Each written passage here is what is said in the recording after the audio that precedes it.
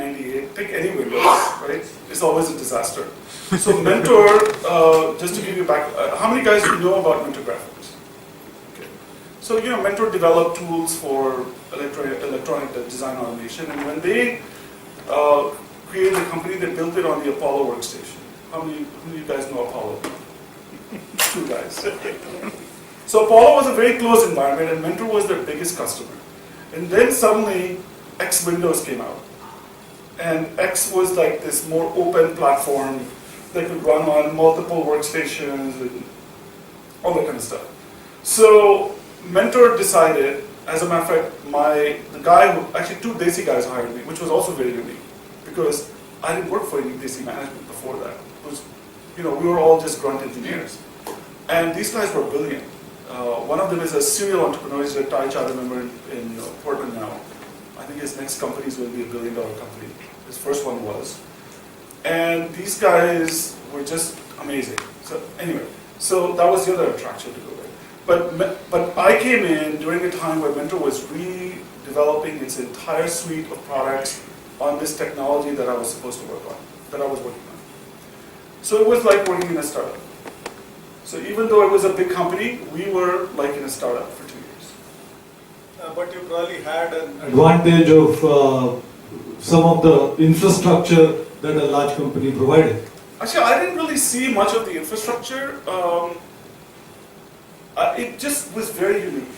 Yeah, it was a large company, but because we were all divisionalized, I didn't see, I could say, okay, I couldn't go talk to the VP of, marketing, but at that point, right? Or I couldn't talk to a VP or the CEO, because when you're in a 35 employee company, the VP is sitting right across the room. So if I want to go talk to, I can go talk to them, right? So there were layers of management that we had to deal with. But within our little ecosystem, it was like working in a startup. So, and then you moved to Seattle again and Right. got into a real startup mode once more. Right. So this is another interesting. By my 3rd year, I had this itch that once the product is released and the company, Mentor went through layoffs. So this is the big company thing, right? They went through layoffs because profits were not as great, and so the benefits started getting cut, and teams started getting cut. I actually came to India in '91, and I kind of saw the light. I was in Bangalore. I didn't even know how bright the people were here, right? The people working at TiE, they were, I think, 10 times smarter than the guys that I worked with. So I had this bug they put a bug in my ear and said, Nitin, why don't you come to Bangalore and bring your tool here and develop from TiE? So I went back and sent an email to, then I sent an email to the CEO. His name is Tom Bergere. And I reminded him, last year he came and spoke at TiE, and I said, I sent you this email. So I sent him this email saying, send me to India, let me take my project, and I'll develop it from there. And TiE is one of the biggest customers, they will host us. Answer is no. 3 years later, they go to Hyderabad. So at that point, I knew that I'm done. So I got to go do something else. Then, I was trying to get up the management chain, and of course, you're Indian, you can't do management. There are 5 other people who can also do management. So that would piss me off. So I was impatient. I started looking and found this company in Seattle that was interested in sending me to Bangalore.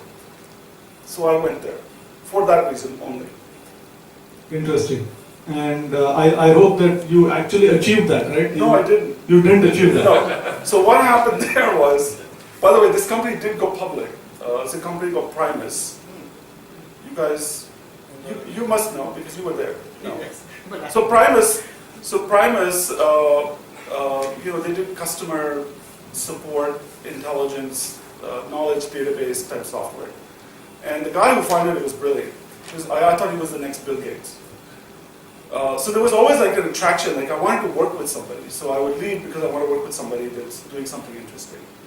And he wanted to go to Bangalore and start, and so he said, okay, I'll hire you. You can be my engineering manager, and then you'll go to India and you can, start the Bangalore operation.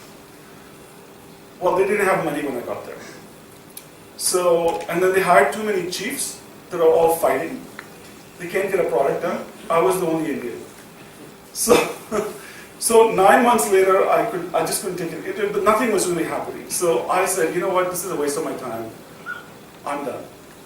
So one fine day, I woke up and I quit. I had $2,000 in my bank account.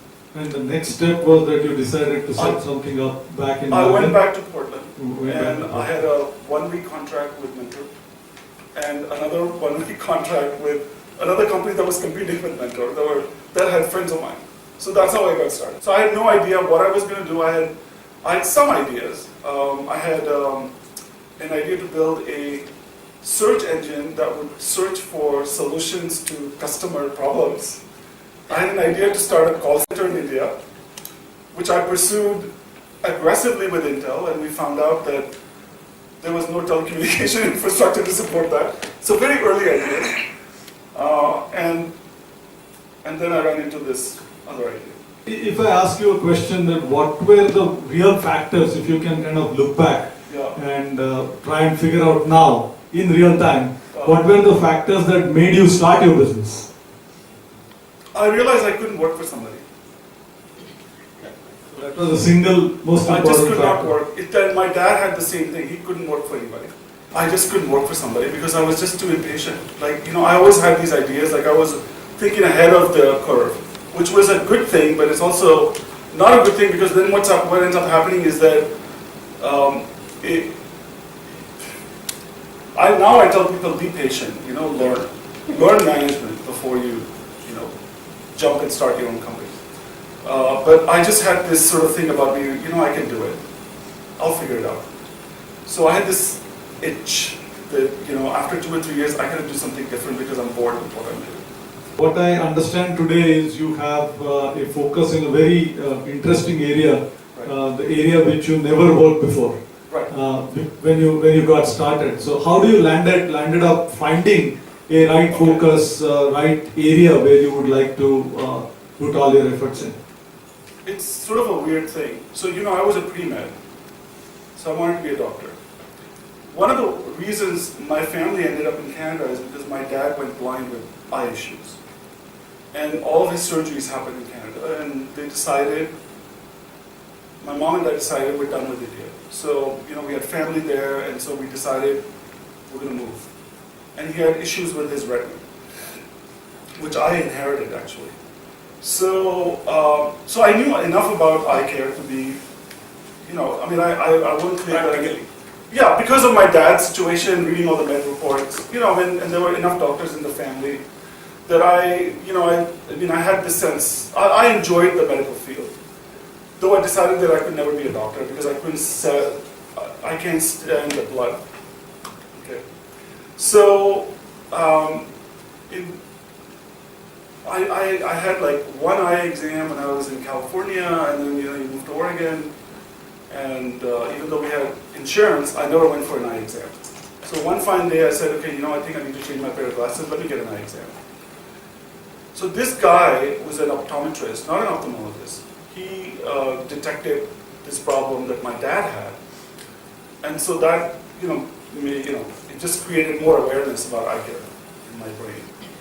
So I moved to Seattle, went back this is early '94, and went in for my eye exam.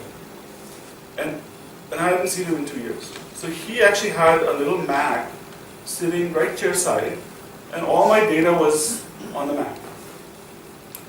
And there was this thing flashing, it said lattice degeneration. That's what I have in my retina, lattice degeneration. So your retina is stretched and it starts to basically flake off, and so you see these, how many people see floaters in front of their eyes?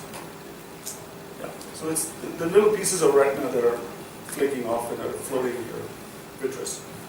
So he had that flashing, and he said, you haven't seen this Dr. Sek in 2 years. And I said, how do you know? He goes, well, I've been tracking, and I have not seen a referral letter from him yet. So you haven't seen him? I said, well, I was in Seattle. And it just caught my attention. Coincidentally, a bunch of friends of mine at Mentor Graphics had left Mentor same time to start a company called Medical Logic, which was for general physicians. So I knew that, okay, this is interesting. I don't know what I'm doing. I'm consulting. I don't think I'm going to consult forever. I need to pick a focus. So let me explore this idea. turned out